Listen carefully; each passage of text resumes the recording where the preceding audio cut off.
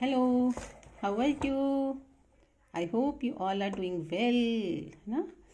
तो भाई अपनी लाइफ में तो कभी खुशी और कभी गम चलता ही रहता है। सब ऊपर वाले की मर्जी है, हम कुछ नहीं कर सकते इसमें। तो देखिए, कल की ही बात है। शॉपिंग करनी थी, इसलिए मैंने अपना एटीएम कार्ड निकाला और रख लिया, और खुश कि चलो भाई शॉपिंग करेंगे आज तो। मेरे हस्बैंड ने कहा, तुमने अपनी फ्रेंड से जो अचार लाना है, कोई सब्ज़ी लानी है, तो वो पहले काम कर लो, मैं इतनी देर में रेडी हो जाता हूँ। तो मैंने कहा कि ठीक है, और मैं खुश अपनी एक्टिवा लेके पहले कीनू लिए अपनी फ्रेंड्स को देने के लिए, और फिर उसके बाद उनके घर गई, और बहुत खुश उन्होंने मेरे को 1 kg का गोभी गाजर शलगम का अचार दिया। बहुत टेस्टी था, बहुत ही बढ़िया। और वापस आ गई खुशी खुशी कि चलो अब शॉपिंग करेंगे। और इतनी देर में जब मैं घर आई तो हस्बैंड भी तैयार थे शॉपिंग के लिए, कहने लगे चलो मैं तो तैयार हूँ। और दोनों बहुत खुश कार में बैठे। इन्होंने कहा कि एटीएम कार्ड वगैरह रख लिया है ना शॉपिंग के लिए। तो मैंने कहा हाँ हाँ रख लिया है।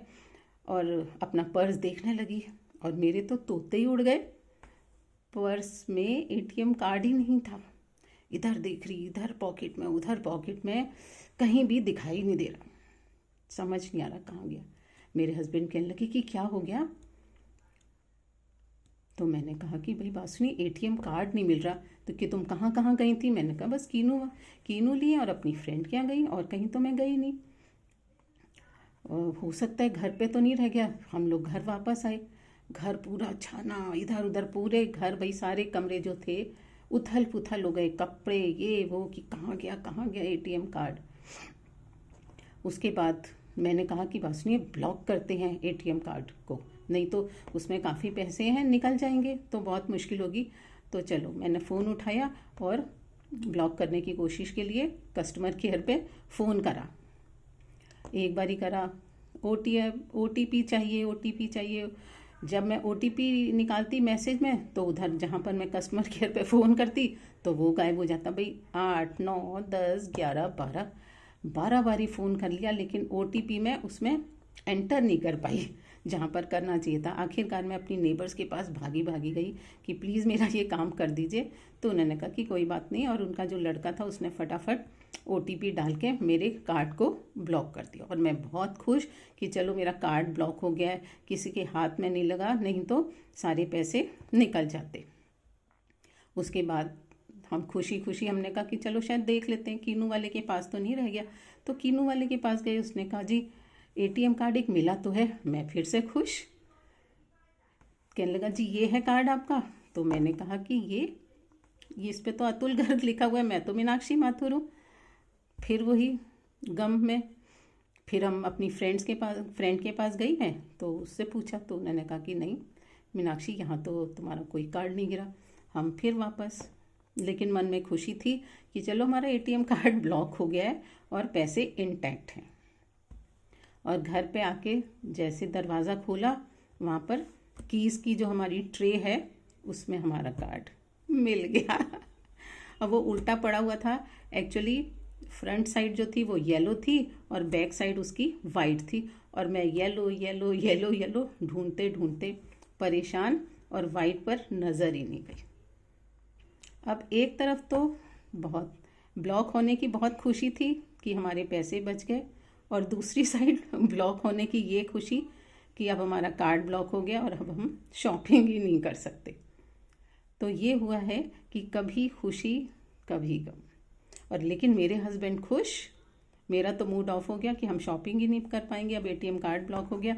लेकिन हस्बैंड खुश कि भैया पैसे तो बच गए, आज तुम्हारी शॉपिंग के नहीं तो बहुत पैसे खर्च जाते हैं। चलो, तो इस तरह से कई बारी हमारे जीवन में खुशियाँ भी आती हैं, गम भी आते हैं, लेकिन हमें कभी भी घबराना नहीं चाहिए, हमेशा ही मस्त रहना चाहिए, क्योंकि ये सब ऊपर वाले की मर्जी है।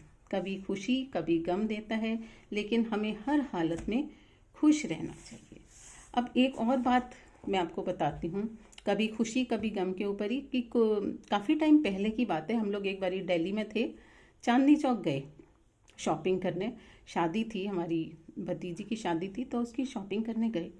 वहाँ पर काफ़ी लिफाफे वगैरह बस से ही गए थे और फिर बस से ही आना था, तो हमने आते टाइम बहुत सारे, सबके पास 4-5 लोग थे, सबके पास लिफाफे थे।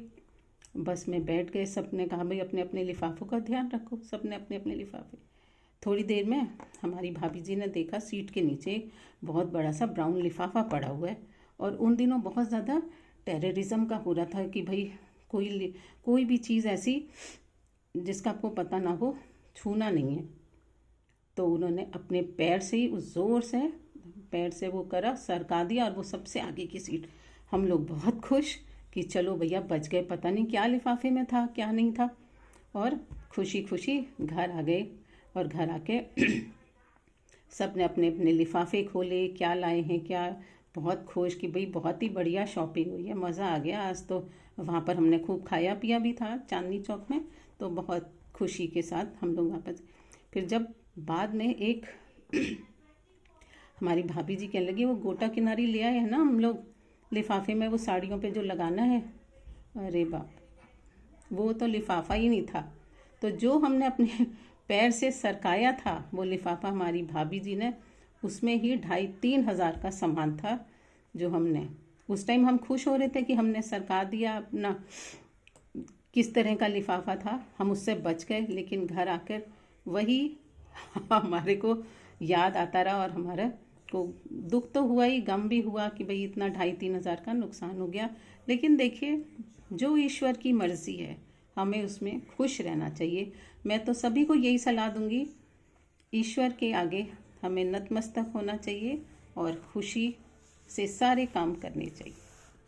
Thank you very much.